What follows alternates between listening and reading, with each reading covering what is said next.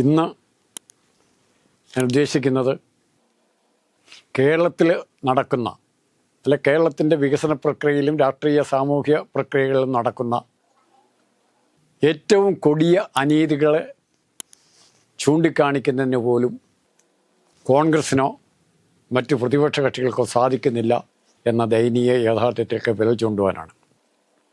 അങ്ങനെ ചൂണ്ടിക്കാണിക്കാൻ ഒത്തിരി സംഭവങ്ങളുണ്ട്. ഏറ്റവും അവസാനമായി പത്രങ്ങളിലെല്ലാം വന്ന വാർത്ത, എല്ലാ മീഡിയകളിലും വന്ന വാർത്ത, ഒറ്റ ദിവസത്തെ വാർത്ത. എന്താ വാർത്തയിൽ വന്നിരുന്നത്? ആ വാർത്തയിൽ വന്നിരുന്നത് പാലക്കാട് വിക്ടോറിയ കോളേജ് ഹോസ്റ്റലിലേക്കുള്ള ജലവിതരണം നിർത്തിവെച്ചു. ഈ ജലവിതരണം നിർത്തിവെച്ചു എന്ന് പറയുമ്പോൾ സാധാരണഗതിയിൽ സംഭവിക്കുന്ന കാര്യമാണ്. അതിൻ്റെ പേരിൽ വനിതാ ഹോസ്റ്റൽ അടച്ചിടേണ്ടി വരുന്നു. ആ ഹോസ്റ്റലിൽ ടോയ്ലറ്റിൽ പോലും ഉപയോഗിക്കാൻ വെള്ളമില്ലാത്ത അവസ്ഥയായി. വനിതാ ഹോസ്റ്റൽ അടച്ചിട്ടു. പാലക്കാട് ഹോസ്റ്റൽ ഒത്തിരി വിപ്ലവകരമായ കേരളത്തിൻ്റെ വിദ്യാർത്ഥി രംഗത്തെ വിപ്ലവകരമായ പല മാറ്റങ്ങൾക്കും പല നീക്കങ്ങൾക്കും തുടക്കം കുറിച്ചതാണ്. എന്തിന്? അവിടുത്തെ പ്രിൻസിപ്പളിൻ്റെ ശവസംസ്കാര പ്രക്രിയ പോലും നടത്താൻ തൻ്റെ ഇടമുണ്ടായിരുന്ന യഥാർത്ഥ ചെഗുവേരയുടെ അനുയായികൾ തന്നെയായിരുന്നു ആ കോളേജ് ഭരിച്ചിരുന്നത്. ആ കോളേജിൽ തങ്ങളുടെ സഹോദരികൾക്ക് ടോയ്ലറ്റിൽ പോകാൻ പോലും വെള്ളമില്ലാതെ ഇതടച്ചിടുമ്പോൾ എം.പി. രാജേഷിനെ പോലെ പ്രഗത്ഭനായൊരു മന്ത്രിയോടെ ഉണ്ടായിരുന്നിട്ട് കൂടി ഒരു പ്രതിഷേധത്തിൻ്റെ ഒരു ചെറിയ നനവ് പോലും അവിടെ ഉണ്ടായില്ല. SFI ചെയ്യാതിരുന്നതിന് കാരണം ഉണ്ടാകാം. അത് ഭരണകക്ഷിയെ പിന്താങ്ങുന്നതാണ്. വെള്ളം കിട്ടിയില്ലെങ്കിൽ ഞങ്ങളുടെ ഗവൺമെൻറ് ഞങ്ങൾക്ക് വെള്ളം തന്നില്ല, നിങ്ങൾക്ക് എന്നാ കോൺഗ്രസ് എന്ന് ചോദിക്കാനും പറ്റും.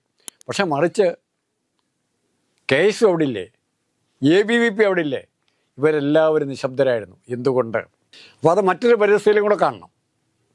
ഇത് അടച്ചിടുന്ന സമയത്ത് തന്നെ M.V. രാജേഷ് പത്രസമ്മേളനം നടത്തി പറയുകയാണ്, വെള്ളത്തിൻ്റെ യാതൊരു ക്ഷാമവും പാലക്കാട് ഉണ്ടാവില്ല. ആർക്ക്? ഒയാസിസ് കമ്പനിക്ക് ബ്രാൻഡിയും റമ്മും വിസ്കിയും ഉണ്ടാക്കി കൊടുക്കാൻ, അല്ലെങ്കിൽ ഒരു ബ്രൂവറി തുടങ്ങാൻ എല്ലാ സഹായങ്ങളും ചെയ്ത് കൊടുക്കുകയാണ്. അവർക്ക് വേണ്ടി കൊടുക്കുന്ന ലക്ഷോപലക്ഷം ലിറ്റർ വെള്ളം, മലമ്പുഴയിൽ നിന്ന് തന്നെ കൊടുക്കുന്ന വെള്ളം യാതൊരു കാരണവശാലും പാലക്കാടിൻ്റെ ജലക്ഷാമത്തെ ബാധിക്കില്ല എന്ന് ഒരു ഉളുപ്പുമില്ലാതെ പറഞ്ഞ ഒരു മന്ത്രിയാണ് M.P. രാജേഷ്. അതിനെതിരായി ഒന്ന് ശബ്ദിക്കാൻ, അദ്ദേഹത്തിൻ്റെ കോലമെങ്കിലും കത്തിച്ചാൽ സാധാരണ ചെയ്യുന്ന പോലെ ഒരു പ്രതിഷേധ രൂപം ഉണ്ടാക്കിയെടുക്കാൻ കോൺഗ്രസിന് സാധിച്ചോ? MSFന് സാധിച്ചോ? ABVPക്ക് സാധിച്ചോ? മറ്റവരും മിണ്ടില്ല, പോട്ടെ.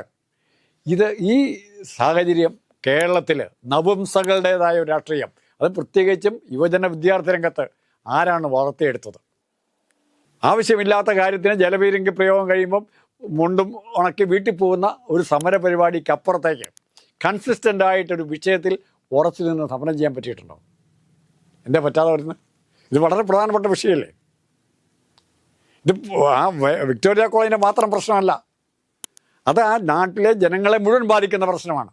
അപ്പോഴാണ് ഒയാസിസ് കമ്പനിയുടെ വക്കാലത്തുമായി SFIയുടെ മുൻകാല നേതാവ് M.P. രാജേഷ് വരുന്നത്. ഇതിനെ നിങ്ങൾക്ക് അംഗീകരിക്കാൻ പറ്റുമോ?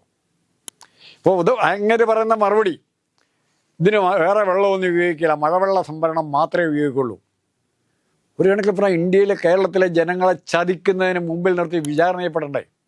അത് പറയുന്നത് സത്യമാണെങ്കിൽ, മഴവെള്ള സംഭരണിയിലൂടെ സംഭരിക്കുന്ന വെള്ളമാണ് ഇത് ഉപയോഗിക്കാൻ പോകുന്നതെങ്കിൽ കേരളത്തിൽ എവിടെയെങ്കിലും ജലക്ഷാമം ഉണ്ടാവുമോ? എല്ലാ കോളേജുകളും ഉണ്ടാക്കത്തില്ലേ ചെറിയ ജലസംഭരണികൾ? എന്നിട്ട് ഈ മനുഷ്യൻ പറയുകയാണ് മഴവെള്ള സംഭരണം. എന്തേ സാധിക്കാത്തത്? ഈ കാപട്യവും പറയാനും അത് പ്രചരിപ്പിക്കാൻ പറ്റുന്ന കുറേ മാധ്യമപ്രവർത്തകരും ചേർന്ന് നമ്മുടെ ചിന്തയെ വിശദമായ ചർച്ചകളെ ഇവർ തരംഗം വയ്ക്കുകയാണ്. മറ്റേതെങ്കിലും വിഷയം കിട്ടും, സീരിയസ് ആയിട്ടുള്ള ഒരു ഇഷ്യൂവിൻ്റെ പറയാൻ പോവുകയില്ല. ഇപ്പോൾ ഇഷ്ടംപോലെ അപകടങ്ങൾ കിട്ടുന്നുണ്ട്, വന്യമൃഗാക്രമണം കിട്ടുന്നുണ്ട്, പീഡനക്കേസുകൾ കിട്ടുന്നുണ്ട്. അപ്പോൾ ഈ ചർച്ചകളുമായിട്ടിരുന്നാൽ പോരെ? ഇന്ന് നെടുമ്പാശ്ശേരി ഇന്നലെ പറഞ്ഞു, ടൂറിസത്തിൻ്റെ കാര്യം പറഞ്ഞു, ഇപ്പോൾ ഏതാനും മിനിറ്റും പറഞ്ഞേ ഉള്ളൂ. നെടുമ്പാശ്ശേരിയിൽ ഒരു കൊച്ച് വിമാനത്താവളത്തിൽ ഒരു കാനയിൽ പോയി മരിക്കുകയാണ്. 3 വയസ്സുള്ള കൊച്ച്, രാജസ്ഥാൻകാരുടെ കൊച്ച്. അതിപ്പോൾ വാർത്ത വന്നുകൊണ്ടിരിക്കുകയാണ്. ഒരു കാര്യം കൂടെ പറഞ്ഞു, ഏറ്റവും പ്രധാനപ്പെട്ട മയക്കുമരുന്ന് ഉപയോഗം കേരളത്തിൽ കൂടുകയാണ്. അത് ഇങ്ങനത്തെ സംഭവങ്ങളെല്ലാം കേരളത്തിലുണ്ടാവുകയാണ്. ഇതൊന്നും നമ്മുടെ വിദ്യാർത്ഥി സമൂഹത്തിന് പ്രശ്നമല്ല. കഴിഞ്ഞ ഡാസ്റ്റ് എന്ന് പറഞ്ഞ ഡ്രഗ് അബ്യൂസ് ടെസ്റ്റിനെ കുറിച്ച് പറഞ്ഞു. അത് നടത്തിയാലുള്ള ഗുണങ്ങളെപ്പറ്റി പറഞ്ഞു. ഒരു ഫേസ്ബുക്ക് പോസ്റ്റ് യൂട്യൂബിലൊക്കെ കണ്ടതാണ്. വിശദമായി യാതൊരു അറിവില്ല. സണ്ണി മാത്യു എന്ന് പറഞ്ഞ പഴയ KSU കൂട്ടായ്മയുടെ നേതാവാണ്. അദ്ദേഹം ഇട്ടൊരു ഫേസ്ബുക്ക് പോസ്റ്റിൽ നിന്നാണ് ഇവരറിയുന്നത്. അതിൻ്റെ വിശദാംശങ്ങൾ നമ്മുടെ മുമ്പിൽ എത്തിയിട്ടില്ല. എന്നാലും അങ്ങനെ ഒരു സംഭവം ഉണ്ടെങ്കിൽ അത് നടത്താൻ നമുക്ക് ശ്രമിക്കണ്ടേ? ഇവിടെ ഈ ഇത്തരം കാര്യങ്ങൾ എന്തേ നമ്മുടെ വിദ്യാർത്ഥി സമൂഹം മറന്നു പോകുന്നു? എന്തേ ആർഷോ എവിടെയാണ്?